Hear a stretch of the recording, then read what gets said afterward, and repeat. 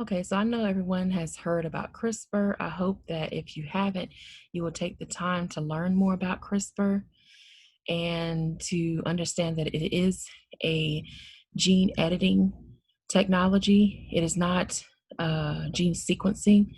Gene sequencing is when you're trying to determine the sequence of a gene. It's pretty much stated in the description, in the phrase.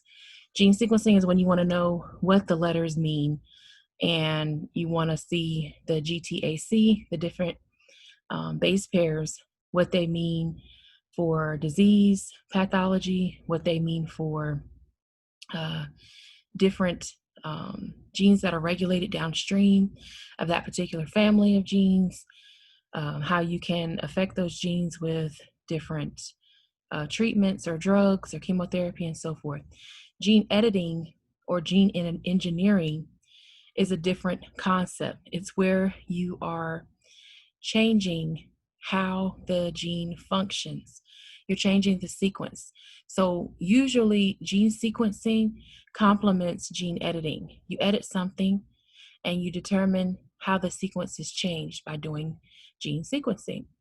Sometimes it can be done before, sometimes it can be done afterwards, meaning that you can sequence a gene to find out what's there and then edit it, or you can edit the gene with discovery based experimentation and then do the sequencing afterwards to figure out how much damage or how much benefit you've done to that particular gene.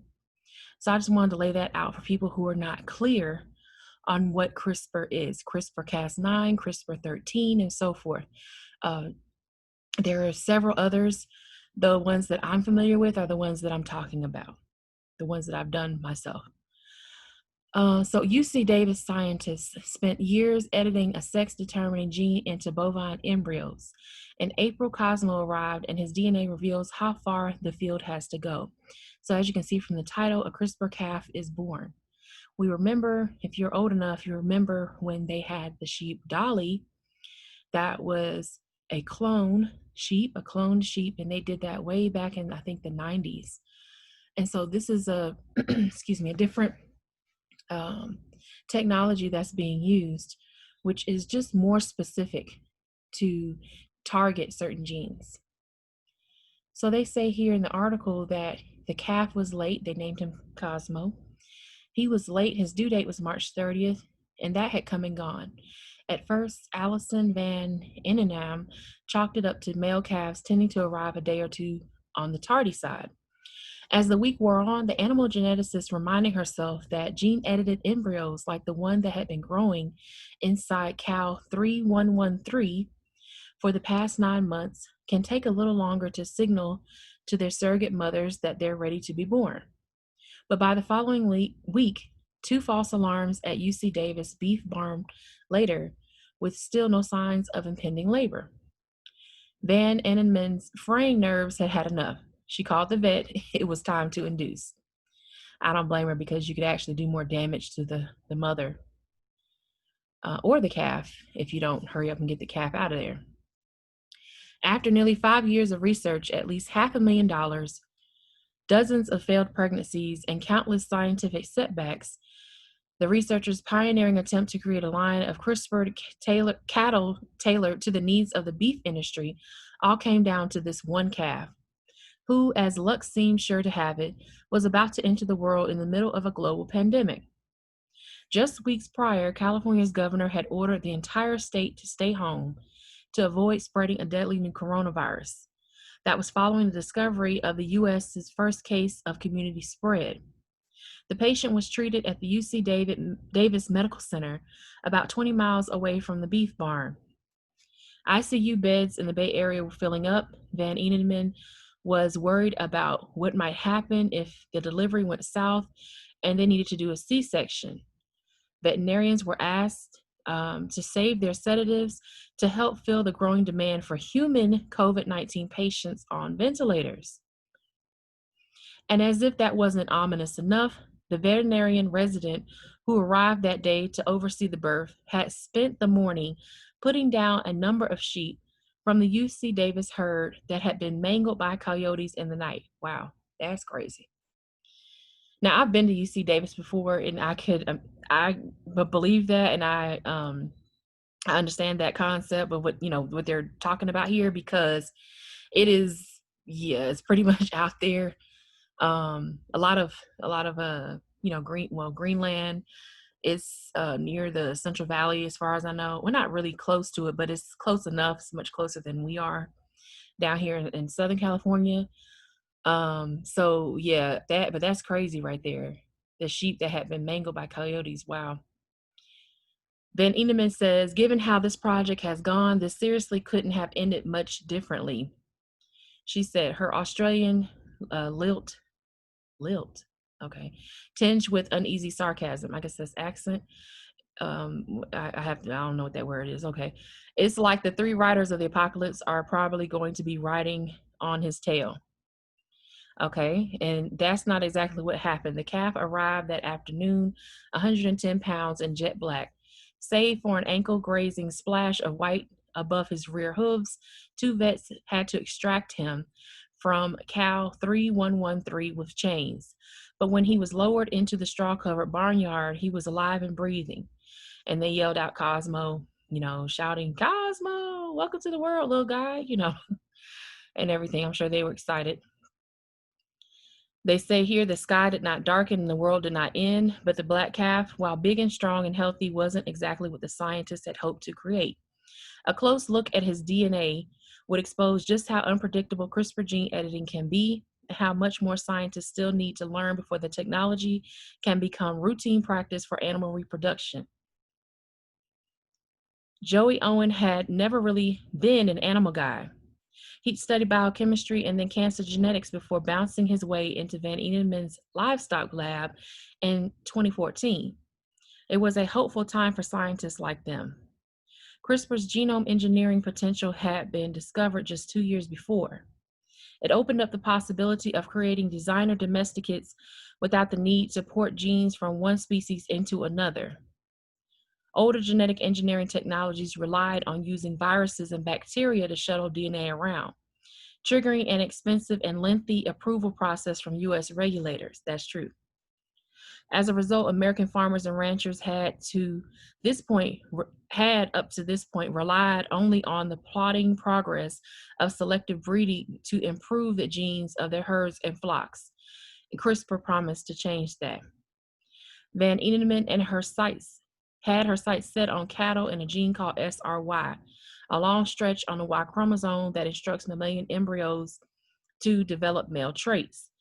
In nature, there's an equal chance that cows and people, for that matter, will give birth to male XY or female XX offspring. But if she could use CRISPR to add a copy of SRY onto the X chromosome of bovine embryos, then she could skew the odds in favor of producing an all-male herd. If she could use CRISPR to add a copy of SRY onto the X chromosome of bovine embryos, then she could skew the odds in favor of producing an all-male herd. Any animals with the SRY gene would be physiologically male, even the ones that were genetically XX. I hope y'all see where I'm going. That was the hypothesis she wanted to test anyhow.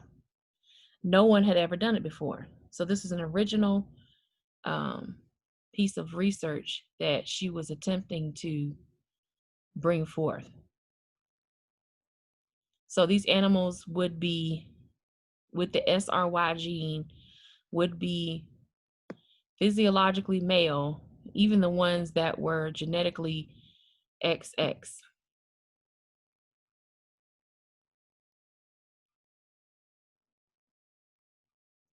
In the beef industry, which likes its cattle bigger and meatier, more males means more money, means more better. Since male calves gain weight more efficiently than females, farmers could produce the same quantities of meat with fewer animals, potentially reducing the industry's planet warming emissions. If Van Eneman could prove the concept, that might pave the way for creating other single-sex species, all-female flocks of egg-laying chickens, and herds of dairy cows. And ultimately, she felt, a less cruel industrial food production system.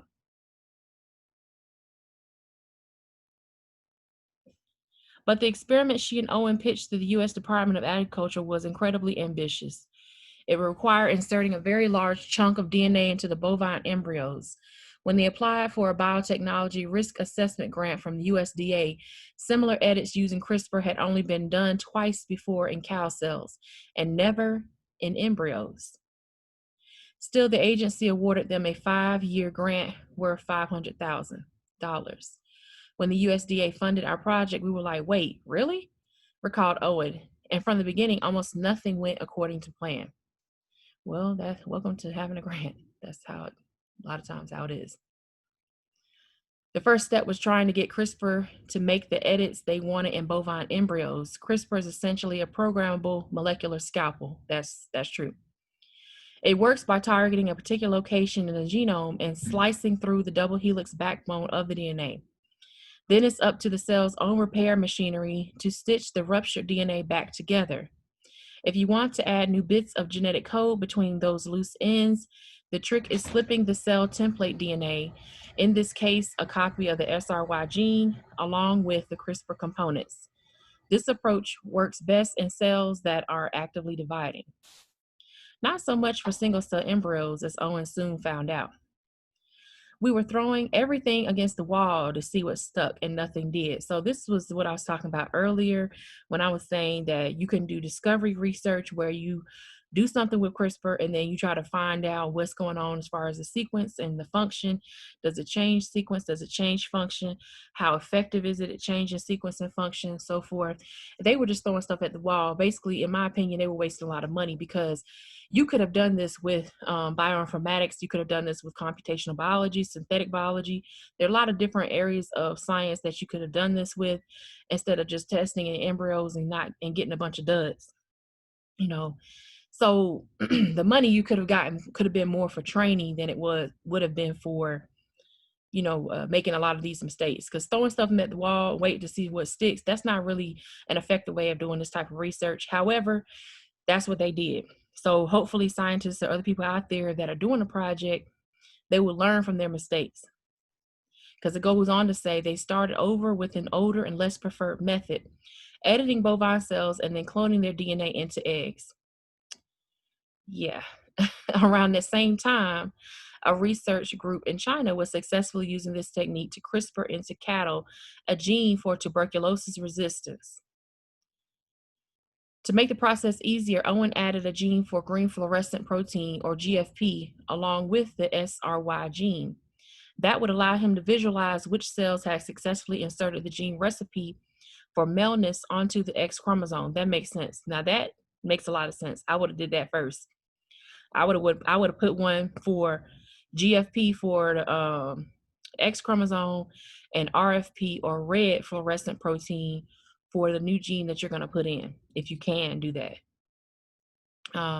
So when he did that, so that he could visualize the cells under the microscope with GFP, he noticed something strange. The cells that did incorporate the new DNA, the ones that glowed, all stopped dividing. So that means they probably became senescent or dormant. The edit that they used with CRISPR had arrested their development. When they begun the experiment, the researchers had targeted a section of the X chromosome that appeared to be within a stretch of junk DNA, or not junk DNA, it's called introns, but they keep using this word junk DNA, which makes no sense. Cut that shit out. It's called an intron. Anyway, far from any life-critical genes. But the only map of the bovine genome that had been available to them at the time was a crude portrait generated more than a decade before.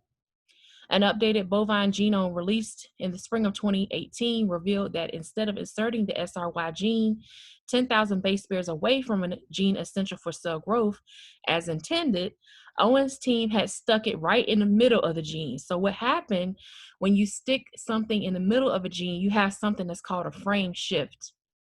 If you have 100 people standing shoulder to shoulder in line and they're all wearing white shirts, you take number 50 out of the line and put a person that has if you leave everyone in the group and that 100 people standing shoulder to shoulder, all white shirts on, and you put a person who has a red shirt on in between number 50 and number 51, you've shifted the message. You've shifted that whole group by one to the right. If you put another person who has a red shirt on behind that person, now you have two people who have shifted the message. They've shifted the group to the right by two, and so on and so forth. So if you pretend that those 100 people standing shoulder to shoulder wearing white shirts is a gene, and the two red shirt people that came in the middle are a mutation that you put in using CRISPR, you've caused a frame shift mutation. And a frame shift mutation can cause cells to stop growing, especially if it is that part of the gene that is required for the cells to grow. So I hope that that was a good explanation. I hope you all can visualize what I'm describing. So they went back, of course, as scientists, and they resigned their CRISPR system using the updated map to steer their edits clear of any essential genes. Then they tried it with embryos again. This time it worked. But by now it was the summer of 2018, nearly 3 years had passed. So you can see when people talk about how, oh, it's like, it doesn't take that long to do these types of experiments. Yes, it does. There's so many trials you have to do to make sure what you're doing is correct and is statistically significant. So this time it worked, but it was 3 years past when they had started. The project was way behind schedule. They had to ask the USDA for an extension on their grant. The long series of setbacks had Owen feeling pretty despondent, wishing he'd never tried his hand at CRISPRing cattle. I could have told you that in the beginning, but you do your thing. And then they say his recent success with editing the embryos in a new X chromosome location had reinvigorated him, but that feeling was short-lived. The first batch of edited embryos they transferred into the uteruses of would-be surrogate heifers or, mother cows, female cows, didn't take. Of the next batch, 5 embryos implanted and made it to the early stages of pregnancy, only to be lost a few weeks later. So that could be through some type of complications to the mother, complications to the embryo, or like a miscarriage type of thing. They have it linked here so you can click if you want to go find out what happened there. Owen and Van Enneman consulted with breeders and veterinarians about what they were doing wrong. They suspected that the researchers had damaged the embryos in the lab, perhaps during the biopsy, when they pulled off a tiny bit of the embryo to sequence it and determine if the edit took hold. My thing is, if you know you're dealing with cows, why didn't you consult the veterinarians before all of this, like in more detail? But, that's just a question I have. Because it's like they literally just throwing stuff at the wall at this point. So they said doing so takes time when you're trying to determine if the edit took hold, and it requires freezing the embryos until the results are back from the sequencing lab, and that can take a couple weeks. Each step, the freezing, the biopsy, the editing, decreases the viability of the embryos. There was a simpler way to do it, however. They could attach the fluorescence-producing gene again and shine a flash of UV light on the embryos. A green glow would tell them the edit had worked. No biopsy or freezing required, but that would make those animals transgenic. GFP comes from a species of bioluminescent jellyfish that lives in the waters off of Washington State, and that would make them genetically modified organism, or GMOs, subject to the FDA's arduous approval process. The whole point of the project and using CRISPR had been to avoid that. However, the regulatory landscape had changed while they've been tinkering. In January 2017, the FDA decided to classify any edited animal DNA as though it were a new kind of drug, which is true. That meant any all-male CRISPR herd would be subject to the same regulation as first-generation GMOs. And this is true because this will be considered a drug because it's genetically altered, and you're going to be using these males for meat. You're not using them for milk. Even if you were using them for milk, the milk would be considered a drug. I hope everyone can understand that. And if in the eyes of the feds, moving cow DNA around was the same as adding a jellyfish gene, the team figured, why not make their lives a little easier? With a little hope that any cattle breeders or commercial entities will be interested enough in their SRY knock-ins to bother tangling with the feds, the researchers might as well go ahead with the glowing gene too. So they tried again, moving the SRY gene along with the glowing gene into about 200 embryos. This was their last shot, so they decided to make the edit not on the X chromosome as they had been trying to do, but in a well-established safe harbor site on chromosome 17. 22 embryos survived this process, and of those, 9 glimmered under UV light. But only one of them was bright green all over, says Owen.